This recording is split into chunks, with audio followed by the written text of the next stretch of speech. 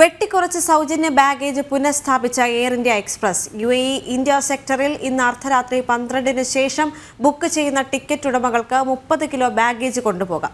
സൗജന്യ ബാഗേജ് 20 കിലോയാക്കി കുറച്ചതിനെ തുടർന്ന് പ്രവാസ ലോകത്ത് നിന്ന് വ്യാപക പ്രതിഷേധം ഉയർന്നിരുന്നു.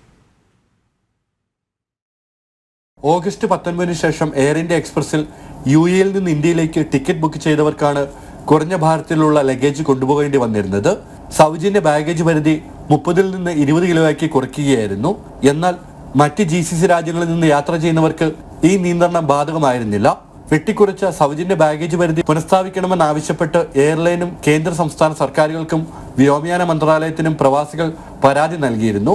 പ്രവാസികളുടെ പ്രതിഷേധം ശക്തമായ സാഹചര്യത്തിലാണ് വെട്ടിക്കുറച്ച സൗജന്യ ബാഗേജ് എയർ ഇന്ത്യ എക്സ്പ്രസ് പുനഃസ്ഥാപിക്കുന്നത്.